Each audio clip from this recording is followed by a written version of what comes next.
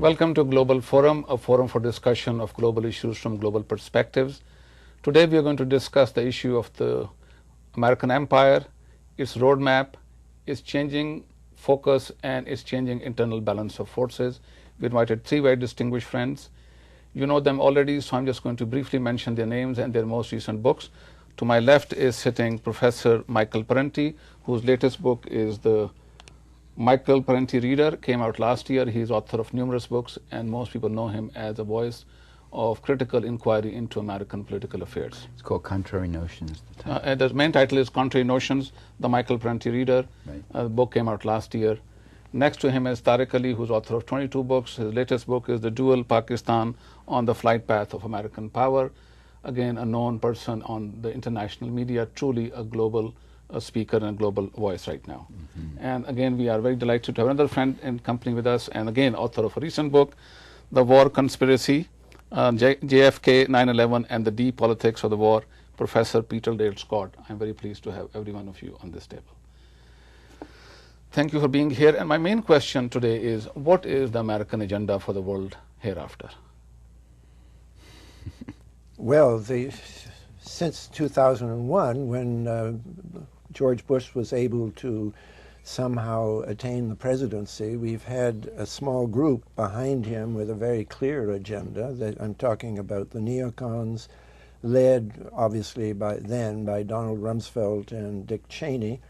And for 20 years, these people had been working on what they call continuity of government plans, which were actually implemented on September the 11th, 2001. We don't know exactly what was implemented, but the description of the plans back in the 80s with Oliver North was for vast centralization of power in the White House and exclusion of both Congress and the courts, so that we now have things that were advocated in the 80s, warrantless surveillance, warrantless detention, and preparations for martial law in this country. This is a very big change in the nature of American civil life.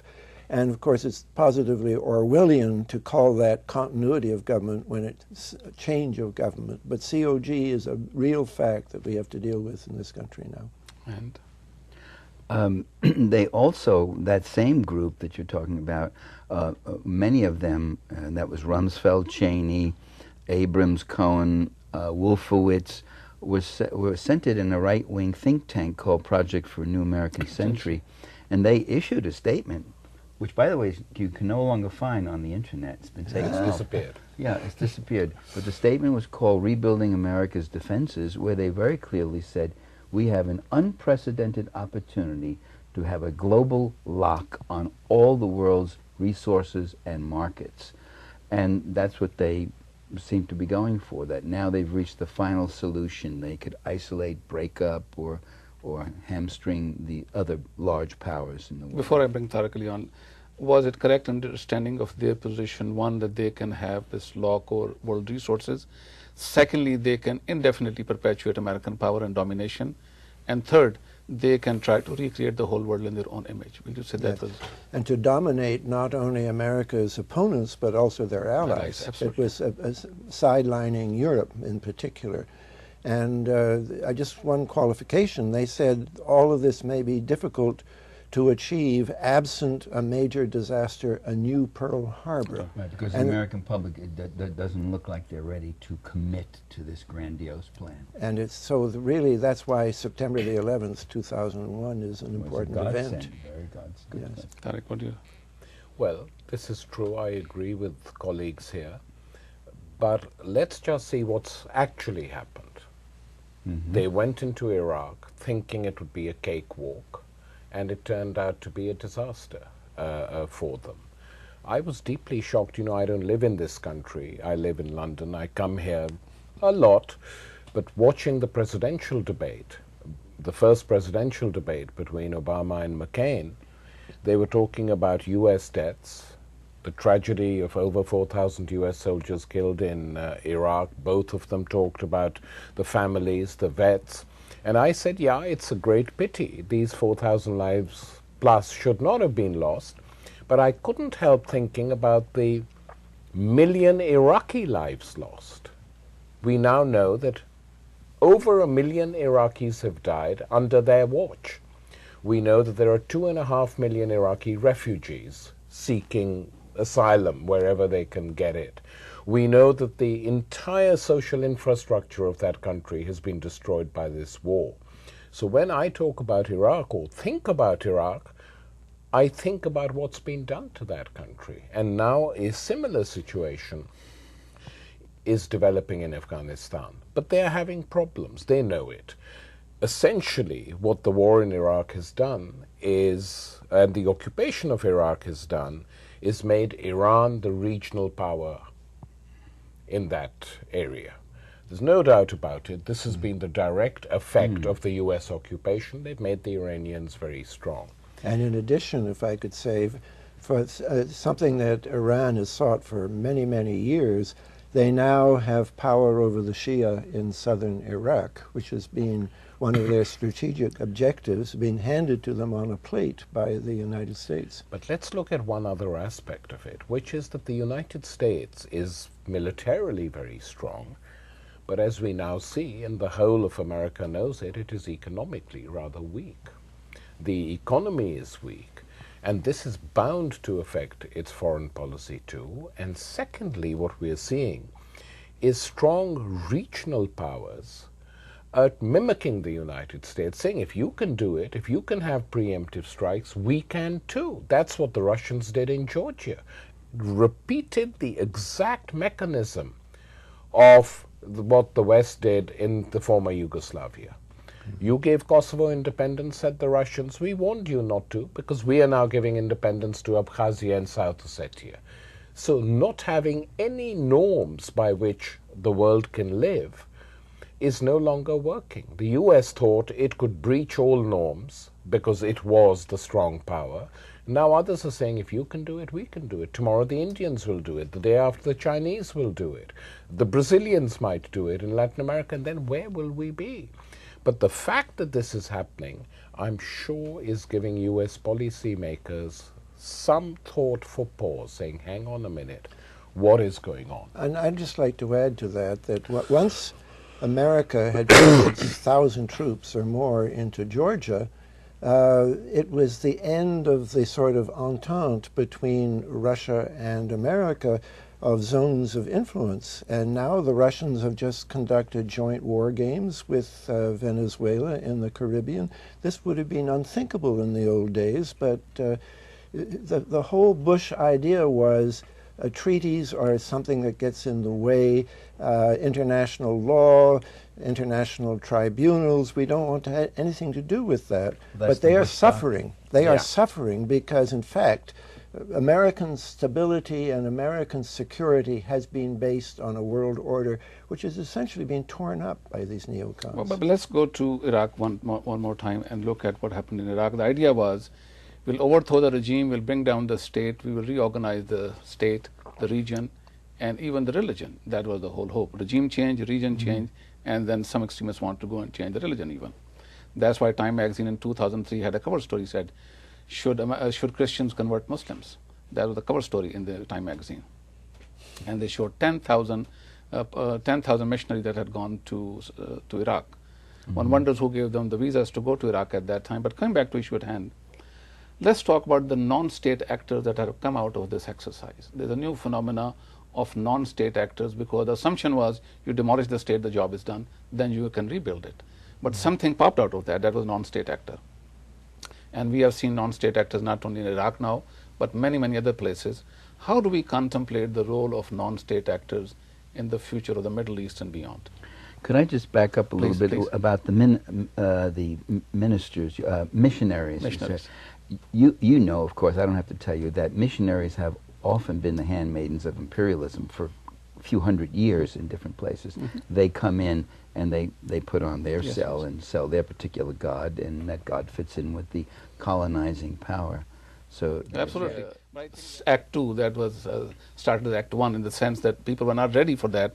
They had not been defeated to the level and not sort of, made to regret their own faith to a level where they could be proselytized in a manner of Christianity. Right. The Christian missionaries will not have the success they have in Central America as they're doing right now, and not in Iraq. I don't think so. No, but that's not the main issue, right? I'm asking. Yeah.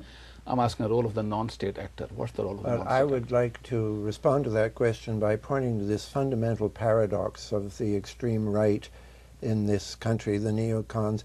They want a strong empire, but they're hostile to the whole idea of state involvement. So one of the countries where we've seen the rise of non-state actors is this country. We now have private military companies with a great deal of offloading of the former business of conducting warfare out of the Pentagon, to private companies, some of which are owned by people extreme right wing, so they then make profits with public dollars, which then are folded back into the American political process on the extreme right. When Rumsfeld came to the Pentagon in 2001, he talked about the enemy, and the enemy was 70,000 Pentagon bureaucrats, and he gave them warning that he intended to redesign the Pentagon so that those functions would go out of the state somewhere else. Total Again, failure, because the Pentagon budget has since then doubled, more than doubled. The Yes. Pentagon bureaucracy has grown, and the amount of waste and corruption, unaccounted for funds, Trillions. has increased. Yeah, trillions of it. But that raises the question that the empire feeds off the republic, and what we've seen, another victim of U.S. imperialism, is the U.S. itself. I mean, this country is falling apart. I know Tariq, he must travel around. I do. I feel I'm always in the same place. I go to this state, that city, and I pick up the paper, and it's always the same. City council facing budget crises, a state facing record deficit, this and that, cutbacks in this, cutbacks in that. So the empire is literally devouring the republic, and we see the near meltdown effects of that are this past week. But you see, the other side of non-state actors, one is, of course, neoliberalism, privatizing war, creating companies linked to the Pentagon with ex-Pentagon people and ex-senior people on the boards of these companies. So Blackwater is a big example of that, but it also serves another purpose, that they can no longer recruit enough people to a totally volunteer army. In the second and third year of the war in Iraq, once a resistance there had emerged, the number of people wanting to join the U.S. Army, not the Air Force so much, but the Army, was right down. There was panic in the United States. They were taking people from the National Guard in Vermont who didn't join up for that and sending them into Iraq. So they had and sending them back for a second tour. Yes, and so they had to organize these. The choice was either to increase the mercenaries. That's what they are. They call them private contractors, but good old-fashioned word for this is mercenaries, people you buy to go and kill in other parts of the world. The only other choice was to reintroduce conscription. And if they were to do that, the country would explode, because conscription is democratic. It affects every single family in the country. And they were not going to make that mistake, knowing what happened during the Vietnam War. So they went for these mercenaries, and they're increasingly now going in that direction in Afghanistan as well. One other population stream they've tapped into, it's a small one, but it should be mentioned, are non-citizens and immigrants. They've actually put these people in the military with the promise that if they served, they would have citizenship when they got out, if they got out all in one piece. and meanwhile Blackwater recruits from the former dictatorships in Latin America. So there are a lot of veterans of Chile under Pinochet who, of course, were trained in all kinds of extreme activities, who are in Blackwater. Blackwater hasn't just been used in Iraq, it was also used in New Orleans after the Katrina hurricane. You had these very dubious mercenaries armed and with power to shoot and kill Americans, and not necessarily even American citizens behind the gun. Peter, let me add a footnote to what you just said. I was in South Africa a few years ago and speaking at a meeting, and someone sent me a note, had just come in very excited. Evidently, the white South African who tortured and killed Steve Biko, the black consciousness leader in South Africa, was fighting in Iraq and had just been killed. And they said, could you just read this news item out? Yes. Well, I read it out and the whole meeting erupted. Was he fighting as an American soldier or as No, a mercenary? as a mercenary. As a mercenary. But I think that that point is very nicely made, that what we have is empire devouring the republic. Let's go to Middle East and beyond and see rise of the non-state actor in the global fight against hegemony and domination. How is that playing out? Well, I'm not quite sure what you mean, but in the case I mean of by, let's say, Lebanon, we have Hezbollah. I see, yes. I mean, non-state actors propping up all over the place, not just one country. Well, I think to go back to one of the Popular insurgencies, sources is Pakistan has been very changed by the enormous amount of American resources that were behind ISI, the Inter-Services Intelligence Agency.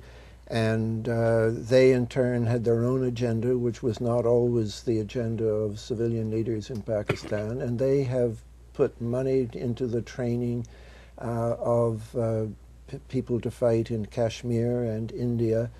So Iran has been doing the same thing. It's a precedent, really, for the whole region that states back powers fighting elsewhere. I believe that Hamas was originally encouraged by Mossad and the Americans as the counterweight to the PLO and al-Fatah. Yeah. And it's sort of blown back in their face that if you do this and weaken the governments everywhere, which of course Syria, I think, is now stable, but it had a terrible problem at one time. Lebanon has been at least twice destroyed by these non-state actors. And of course, to put the pieces together again in Palestine is going to be extremely difficult. But at the same time, it's going to be extremely difficult also to make Palestinians fall in line just because you happen to control or intimidate one faction. Other Yes. factions are not going to fall in line. Exactly. So I think this phenomenon, non-state actor, needs to examine a little more closely, both at the regional level and at the country level and at the movement level, because the idea was you topple the government, you bring into your fold Musharraf or anybody else, and the job is done. Now that's not going to be the case. People are going to fight in different ways. I'm just wondering if you're reflecting, Tariq, your reflection. Well, I think this is happening, and this is a process which was started, of course, in Pakistan and Afghanistan during when the Russians occupied Afghanistan, the creation of non-state groups by the ISI, backed by the United States at that time, funded by the United States to go and take on the Russians, has now become an epidemic. I mean, that's when it was started. All these people the US are trying to get hold of now were people who fought with them. And it's always worth reminding people of that for the following reason, that the mistakes that they made at that time, they're now repeating different mistakes now, which could have equally sort of strong repercussions 5-6 years from now. They never learn. But what is going on is that the groups now fighting the United States inside Afghanistan, the British intelligence refers to these as the Neo-Taliban. They say this is no longer the old organization. They have a global perspective, don't they? They basically, it's a form of Pashtun nationalism which is now developing in that part of the world. And lots of ordinary Pashtuns are joining this group and transforming it because they want to get rid of the occupation. We must, there are different groups in different parts of the world. Al-Qaeda is not this Neo-Taliban. They are a separate group who believe in terror and organized terror. But, in order to, they are not the serious problem for the United States at the moment. At the moment, it's just a psychological problem for them. The real problem for them is the rise of the Pashtuns underneath the umbrella of the Taliban, who have now made it impossible for the United States to win this war. They can send 100,000 more troops. They're not going to win the war, which is why I think Senator Obama is very seriously misguided in the arguments he's putting forward in this presidential campaign. And making excuses because the war in Afghanistan is going wrong, saying the reason it's going wrong is Pakistan, and let's cross over the border and create a mess there too, is not going to help. In fact, it is going to destroy the stability of that country completely, and it's in a mess anyway, as we know. My two most reliable sources about anything that happens in Central Asia, one of them is sitting right here, Tariq Ali, and the other is my son Christian Parenti, who's been to Afghanistan about 4 or 5 times, much to my grief. But he says that the NATO forces are not leaving their barracks, except for the Americans occasionally maybe, but the Danes or Germans or whatever these other groups, they just seal up in there and barely come peek out over the sandbags from time to time. They wait for the weekends where they organize large parties and fancy dress parties. We're not going to win a war that way. Well, no. And then there's, of course, the problem of the drug traffic. The Americans imported drug traffickers into Afghanistan in 2001. They had connections with them from the 1980s, and in fact, America, in a sense, bears a very heavy responsibility for the buildup of the export of heroin out of Afghanistan. Now 93% of the world's heroin comes from either Afghanistan or the frontier provinces of Pakistan. The bulk of U.S. aid, thanks to ISI, went to one man, Hekmatyar, who in that period was the #1 drug trafficker in the world, with his own heroin labs in ISI-controlled territory inside Afghanistan. 2001, after the Taliban for at least a year had effectively outlawed it is possible, they were able to do it, the United States brought drug traffickers. They found one man in Dijon, France, and said, you have to come back, we're opening up the country again. And of course now the drug traffic is totally out of control of the Americans and is feeding and nourishing the Taliban. So it's... But also, Peter, U.S. intelligence experts and drug agency experts now say that this Karzai government is also feeding off the drug trade, and that Karzai's brother is one of the biggest heroin smugglers in the country. Yes, and they don't, of course, talk about that. By extension, in the world, he is one, And also the fact that Russians are playing a very important role in facilitating or letting it go through their territories. Yes. And therefore feeding the fire that they feel that they are right now, paying back the Americans for what they had done to them. But again, I want to ask you how that plays out for the American empire in the sense of neocon agenda. What happens when unexpectedly you have these new non-state actors coming up who are going to resist and fight against you? What happens then? I think America's gone from an offensive phase in the, roughly speaking, the first George W. Bush administration, to now they're just struggling to keep their heads above water. The amount of money that's gone into the war is certainly a factor in this domestic financial meltdown that we're dealing with. America cannot really be... For 50 years, starting after World War II, American strength was based on a balance between economic dominance and military dominance. And roughly, I would say, with the Reagan era, they decided to go with military dominance and then let the free market take care of the rest. So America is now, this has happened to other powers too. It happened to Britain, it happened to the Netherlands, Spain. You're left with an army which you really can't afford anymore, and the whole idea of controlling the world cannot be done by armies alone. It's the civilian economies that count, and here America is now visibly very weak and indebted to the tolerance of countries like China. There are some immediate gains for the empire builders in Iraq. It allowed Bush to almost double the military budget. they went in and completely privatized the economy. They destroyed the economy, Yeah. but they had special committees to privatize it. And Donald Rumsfeld, I thought he used a very amusing, interesting word. He said, it's a Stalinist economy. Everything was state-owned, so they got rid of that. They got rid of the French, Chinese, Brazilian, Italian, and Russian oil prospecting contracts that Saddam Hussein was cultivating. There's only British and American now who are on the oil. You know, another thing. And they have contracts there's about 100 companies that have made the most lucrative amounts of money on contracts in Iraq. I mean, that's the biggest profit area they've had in the last decade. And most of them have them without a bidding process. No bidding, right. The biggest ones in particular. Also, you know, Saddam was moving in his last years towards accepting, if he shipped oil to Europe, it was going to be paid in euros. I meant to mention that. And right. that a key, you know, when I've been saying since before we went into Iraq, if you say it's all about oil, it isn't that we want in America to have the Iraqi oil. It's going to go elsewhere.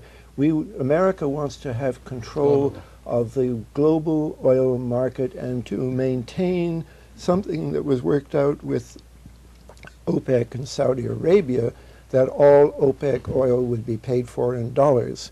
Now that's very anachronistic now, and I think the collapse of the American effort in Iraq means that it's not going to endure. Iran is another country that also started to move towards paying in euros, and that's when we started to hear that America... I want to tell a little story on that. One of the Arab American intellectuals one time told one of the Saudi princes that they should accept payment not only in dollars but in a basket of currencies, and gave him reason why they should do that.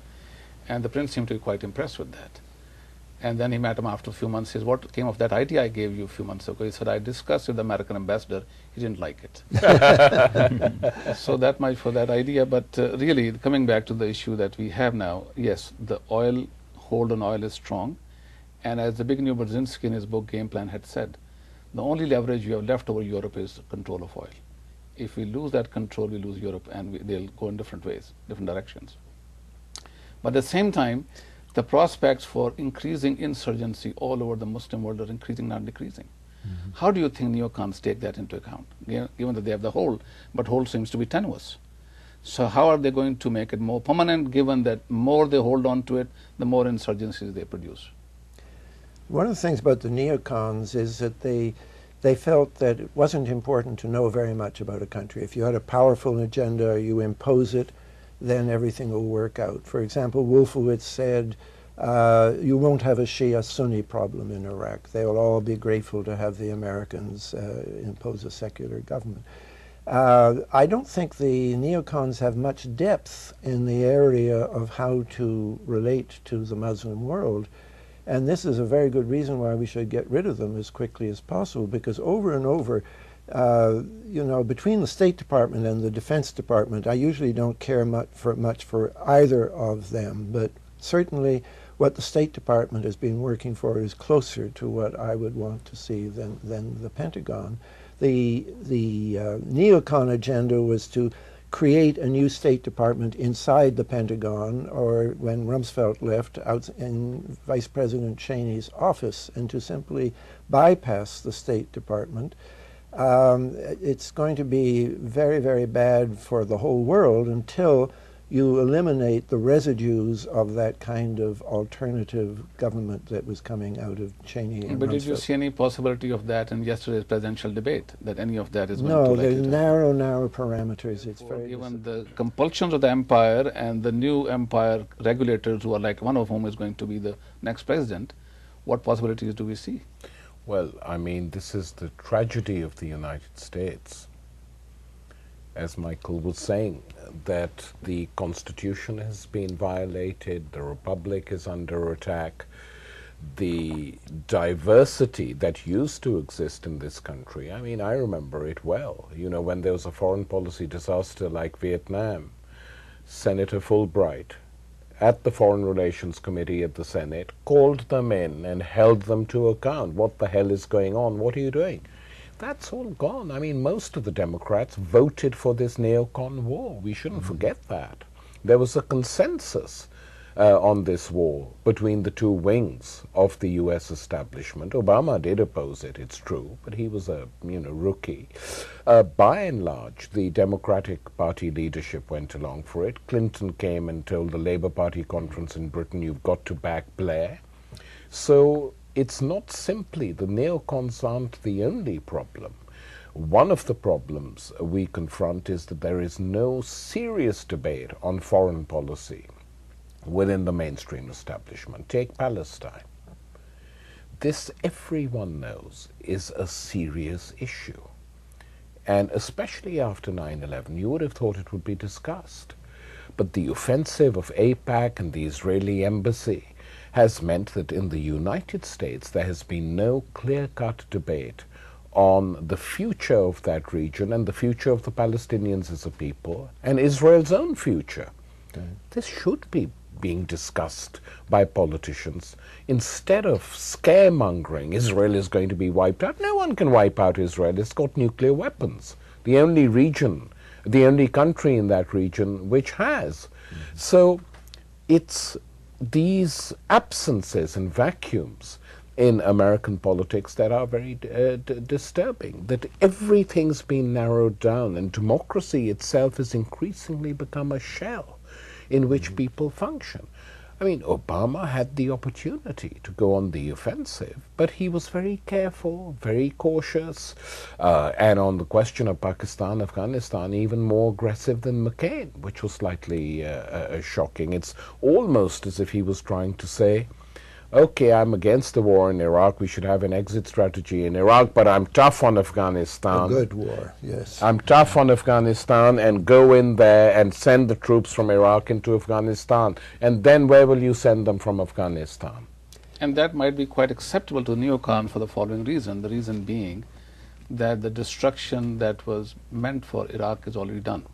Nothing more can be done to gain anything. So we leave that and move elsewhere and do more damage there. So one of the ideas that seems to be, at least in the Arab state, people think the neocon agenda is not so much regime change or region change, but to destroy states and leave them rubble for next 20, 30 years. And that's the punishment they're going to give, not to change anything, but to destroy them, to punish them. I don't think that was the, maybe the pro-Israeli neocons, that it might have been their agenda, but I think, naive though it sounds, there were a number of people who believed they could go in, install a secular government in Iraq, which would then become a platform for permanent U.S. bases in the area to replace the bases which they had lost in Saudi Arabia. Qatar, a very small country, is not a substitute. So control of the oil and control of the region dictated in the game plan to have American bases, permanent bases in Iraq. Some people say 5, some people say 13 or 30. But a country that was in rubble, in chaos, would not be a secure platform for those bases. I would like to say that this business of the narrowing of the issues that can be debated, there are 1 or 2 left, like whether we'll have a national health scheme or not.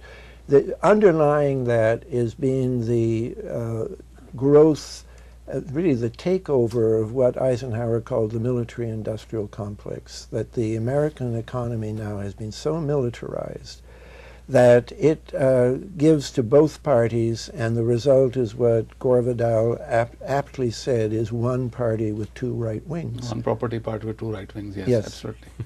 But I think what I'm asking you is, it seems like in 2006, election results indicated there was a dissensus at the mass level and at the elite level in the approach to war in Iraq. But in 2008, the election process seems to be used to rebuild that consensus, to continue with the present policy. Do you read it that way? I think inside the Democratic Party there has been a lot of Gleichhaltung, making the party hew to a line that is pro-Israeli, and there are dissenting voices in the Democratic Party, but all of the progressive candidates that I would have liked to have seen elected in 2006, the mainstream Democrats ran candidates against them, so that the Democratic Party, instead of being a real opposition, has been one of the ways of controlling opinion. And my explanation for that is ultimately money. You know, that the money is coming from the single source for both parties and freezing out the real alternatives. If this was a real democracy, I'm sure we would be out of Iraq very quickly. But I don't foresee that happening at all in the... Right. Well, why own only one party when you can own both of them? So you give money to both sides. And they can be bought so cheaply. But there has been, over the last 30 years, a narrative that's been developing, and a message, and a whole climate of opinion and ideology from the right, which has talked about the need for military might, the need to ward off these external enemies. First it was the communists, now it's the terrorists and the like. And the Democrats are constantly being put in the position of looking soft or not being as tough. And so last night we heard Barack Obama, you know, that horrifying expression of his, "We'll go in and take them out," or something like he was ordering a hit from a mob or that sort of thing. So they've got to show they're tough.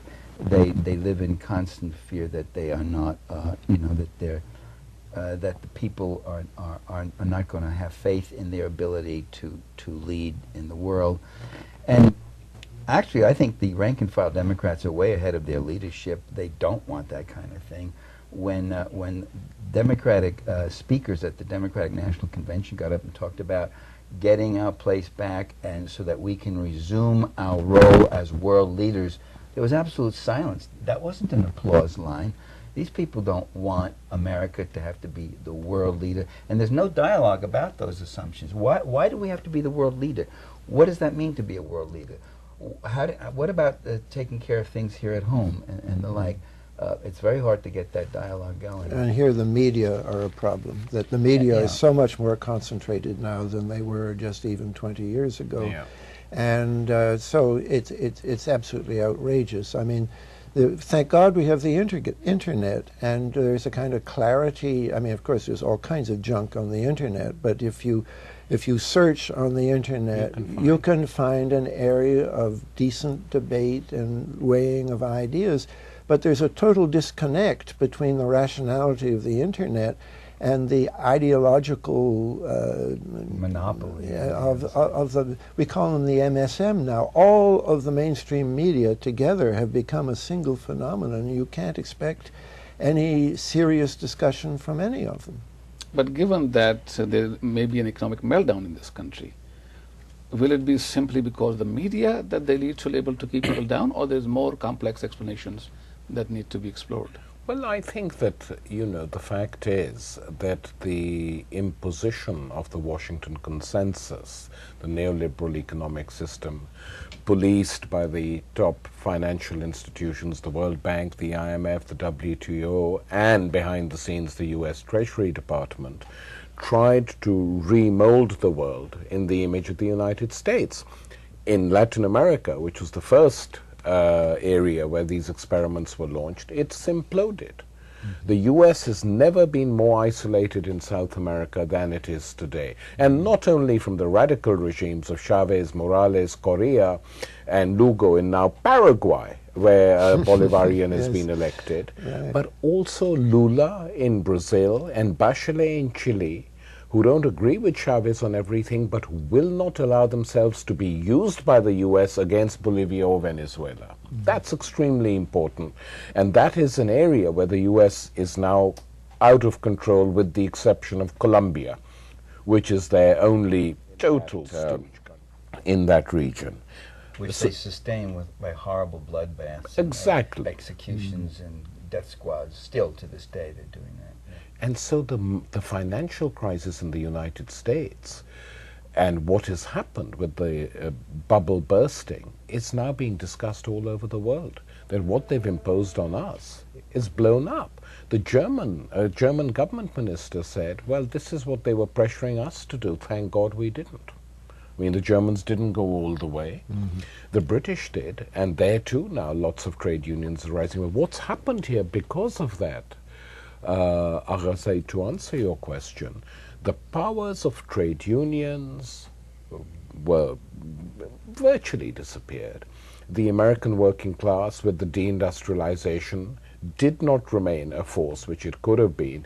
So on the social level, the people who could have taken up the issues of this crisis are not there. That's been one result of it. But that doesn't mean that these issues shouldn't be and wouldn't be taken up by other people. Hence this opposition to the bailout coming from populist Republicans is coming because they know their base, and they're saying, why the hell should we bail these crooks out? That's what you're doing. You're using our money to bail out these guys and the corporations.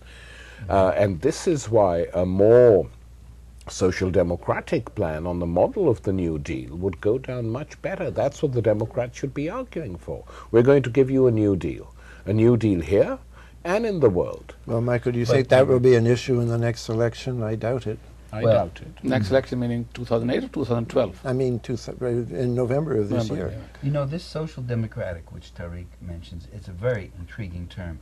In 1978, I have it in one of my books too, there were a number of financial leaders who said, we've got to do something about Jimmy Carter. We've got to do something. This country is moving toward a social democracy. Exactly. And we, or even worse, we can't do that. and from 78 to today, they have been whacking it down. Now, in a New Yorker magazine, just a couple of issues back, of course, I can't remember the exact citation and all. I'm not that good anymore. But anyway, they quoted, there was an article on the fact that the conservatives in the Republican Party are running out of issues. Like they don't quite, well, there's still Social Security, but that's about, and one or two other things, and gay marriage and that stuff, which some people are getting bored with. But one of these people said, one of the reasons we're running out of issues is because we've won. We prevented America from becoming a social democracy. He used the same term. They know what they're doing. You know, they really had an agenda, and the Democrats don't seem to have a clue about this sort of thing. It began, I think, the whole of the 70s with the winding down of the Vietnam War. There was a huge debate among the upper class, the ruling class of America. We come out, as a youth, I said Marxism doesn't work very well in applying to America. It's worked very well since the Reagan Revolution of 1980. It's class war. But absolutely class war, starting with the crushing of the PATCO strike of the air controllers. Yeah. But all of that was being hatched through the 1970s.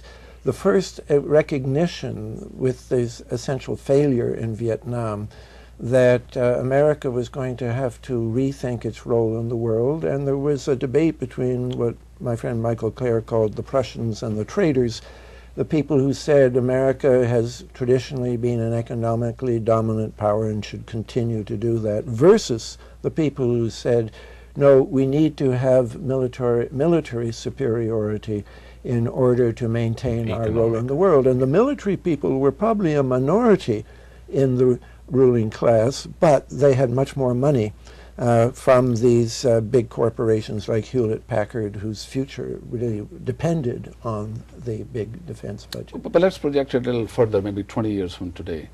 There are now a number of scholarly works by Kennedy, by Neil Ferguson at Harvard and others, and there are CIA studies by National Intelligence Council mapping the global future, which says in 20 years the world is going to go from unipolar to multipolar. Yeah. Chinese economy will expand beyond American economy. Of course. And there will be many powers of center that will compete with the United States. Given that's going to happen maybe in 20 years, combining with the fact that the people in this country, the demographic composition of this country is also changing. Latino population is going to be a very large component. Asian too. And also that the two generations of retired people, mostly will be European Americans, and most of the people who are working will be people of color. So given the dynamics of change internally and externally, how do we see this empire playing out next 20 years? What's the scenario for it in the next 2 decades, which is not a very long time in the life of nations? Next 20 years. That's crystal ball. I'll leave it for you. Could I just say, first of all, there are two alternative scenarios. One is with a major war, and the other is without. Now, of course, we would hope for the second alternative, and which would mean a rapid return to multilateralism, a change of policy in Washington in this respect. And I think the Democrats are capable of that. I don't think the Democrats are really wedded to the notion of unilateral dominance to the same extent as the Republicans, and even really a faction of the Republicans, the Neocon faction. But absent some kind of rapid return to respect for international law, international treaties, everything that George W. Bush tore up when he first came in 2001. If we don't get that kind of initiative from America, then I think, first of all, the risks of war in the world are very big, and the risks of that expanding into, say, if America continues to act as it does now and drives Russia and China together, which is not really the situation at present, as we saw in Georgia, then it's up to America really to take the first steps to avoid that kind of risk for war. Peter, it is true that Bush after 9/11 and the Neocons, totally backed by the Likud party in Israel and AIPAC, decided to go for break, fight Iraq, occupy Afghanistan, all that sort of stuff. But at the same time, I think it's worth noting that there is a continuity between the previous administration. I agree. Clinton totally ignored the United Nations when he used NATO to bomb Yugoslavia. It was under the Clinton-Albright administration that sanctions against Iraq, which wrecked many, many things in that country and killed, 500,000 kids, took place without causing any big flurry in the world, in the Western world at large. But so I think there are some problems here about whether the Democrats will be able to pull out. That's the theme of my book. You go back further to the previous Democratic president, Carter. Carter was actually elected on a campaign promise to cut the defense budget. And under his presidency, thanks to the Rockefeller-inspired leadership of Zbigniew Brzezinski in the National Security Council, he presided over what we think of as the Reagan budget increases, but were actually drafted and planned under Carter. There has been this continuous... In the last 2 years of his term, that's when he made the switch. He got the word that not this way, it's this way you go. Right. And that's when he started cutting back on human services and started increasing military spending. But there has been this trend, continuous. That's why I call my book The War He set up Reagan before Reagan took over. Exactly. Yes. Yeah. And so that is remains a central problem in American politics. Now, what will happen over the next 25 years? One thing is just beyond dispute, that China today is the workshop of the world. That's what Western policies have created. Virtually everything you see is made in China. And from that point of view, it's a situation which is analogous to the role played by Britain in the 19th century after the Industrial Revolution. So what impact is this going to have on the world at large? Is the Chinese economy not totally dominated by the free market, as we know full well, but with state intervention as well, is going to move on and on? What impact will it have? Let me tell you that when the United States announced that it wanted bases in perpetuity in Afghanistan, and the NATO Secretary General Joop Scheffer told the Brookings Institution that the reason we are in Afghanistan is it's not nation building or good governance, and not even really Al-Qaeda. It's because Afghanistan is a strategically important country on the borders with China, Iran, and there were riots in every Afghan city because people didn't want it. And for the first time ever, once that happened, China and Russia carried out joint military maneuvers in that region. Not noticed by the US press, but I cite all the facts in my latest book. So it's not that they don't see what's going on, and do not underestimate China. Pakistan, for instance, is run, or not run, but there are three big lobbies in Pakistan. The American lobby, which is currently running the country, the Saudi lobby, which operates more in a more shifty way through various politicians, and the China lobby, which operates exclusively within the military, makes no proposals on the politics of the country, stays out of the country's internal life.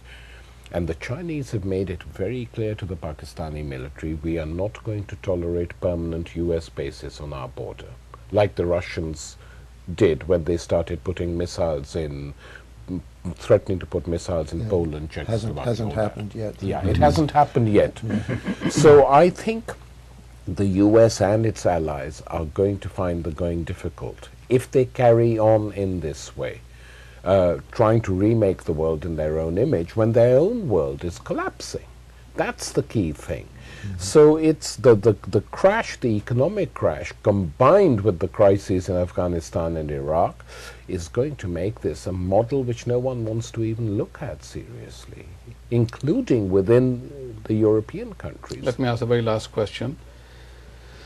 Do we see the possibility of an international civil society coming to the fore and playing a role of restraining the empire in the intervening period between now and 25 years, when the world will be a different world and hopefully better regulated? You and I talked that previously. We saw that, some of that in February 2003, before the U.S. went and attacked Iraq. I'd never seen demonstrations against a war before it ever started. So never. After the bombs start falling, then they react. And not only that, but it was global. We saw demonstrations in Osaka, Japan, in Finland, in Lithuania, in Mexico, Nigeria.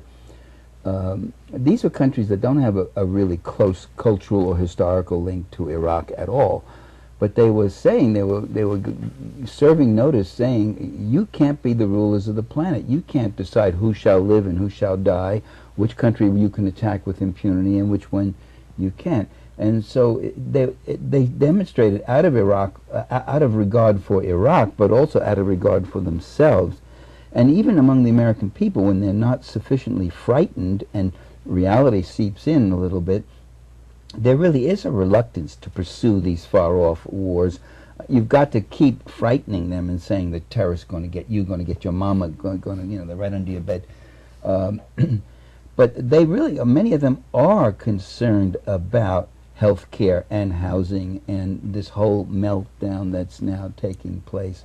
I just had a friend of mine send me an email saying his solution for this thing is don't spend the $700 billion. Let the free market play itself out. He had two solutions. The first one was let the free market play itself out, and the second solution involved guillotines. So he didn't. So he didn't go into that one. I'd like to say I am very pessimistic is the wrong word. I'm very concerned that we are in a period where war is a real possibility. At the same time, when you say war, we're in 3 wars right now. No, 2.5 yes, but not you mean wars. with Russia, something big. Yes, something much bigger. Yeah. Because we've had wars pretty constantly. Yes, Right. ever since America summoned up its might and invaded Grenada, we have had, and then Panama. It's been building and building. But that's who they attack. It's Grenada, Panama. They have never attacked a country strong that has power. nuclear powers. Anyway, nuclear weapons. They never attacked that a was a premise to saying that I'm really quite hopeful for the long term is clearly on the side of international comity and civil society because of the infrastructure that we're now getting. The internet allows people to communicate all around the world. Americans are forced otherwise to choose between the Washington Post and the New York Times. They can get on the internet and read the European press, the British press, the Pakistani press. This is a necessary condition for a global society, and it's a huge breakthrough. And of course, there's always the risk that the successors to the neocons will take away freedom of the internet, and we have to watch for that. But the trend in the world is towards a more egalitarian sharing of knowledge and communications, breaking down the monopolies that have been exercised by the major powers. So yes, the answer to your question, despite the risk of war, is we are moving in that direction of an international society.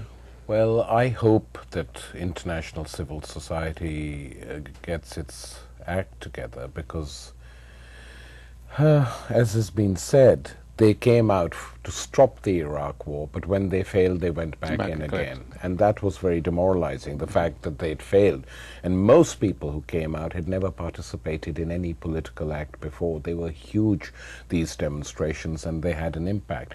I think that in some ways, the most important segment of international civil society are the citizens of the United States of America.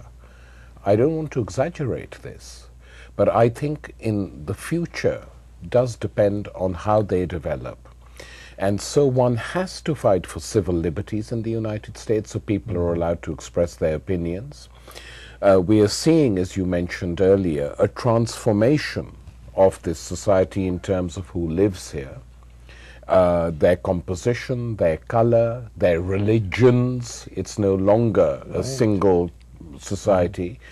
And these people, over the next 25 to 30 years, especially the kids born in this country, are going to play a role, one hopes, and not be cowed down by the rulers. And that could begin to change the United States itself. You know, the fact that you now have a bridge, a permanent bridge of Latinos who are interested in what's going on back home. They're not like the early immigrants who had no access to news or internet, didn't know what was going on at home. The immigrants who came from Italy in the early years of the last century.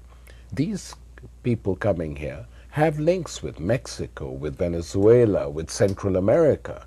So you had a permanent picket outside the Mexican consulate in LA when they were repressing the citizens of Oaxaca. And that, I think, is a sign of hope. And you have, you know, a sizable minority of American Muslims who live in this country and who play a big role in keeping the hospitals going. You know, play their part as citizens, paying their taxes. Large number of engineers. And engineers. And these are people who have to play a role in society. And if they don't, their kids will. And the empire does have... Very last word is yours, okay. Go ahead. Well, the empire does have an Achilles heel, this global empire, which is the manpower. We talked about troop power, if you will. We already talked about that. They're running short of troops, and they're fighting only two little wars. I mean, really, two second-rate wars, and they're having a hard time feeding this global war machine. So there are vulnerabilities in this empire. When looking at its immense abuses and strengths, we should also look at these vulnerabilities. Absolutely. I think the whole project of the Neocons can be summed up with the title of Samuel Huntington's two books, The Clash of Civilization, and also his new book, relatively new book, called Who We Are. One is directed towards other countries and civilizations, other is directed towards minorities in this country, particularly Latino minority. And I think partly the future of this country is going to be shaped by the answer majority of people give to Samuel Huntington's two challenges. Are we going to be at permanent war with the rest of the world, or are we going to exclude and quarantine and oppress minorities in this country, particularly Latinos who are in the position of becoming majorities in several states? This discussion, friends, will continue in many other settings. Thank you. Thank you, sir.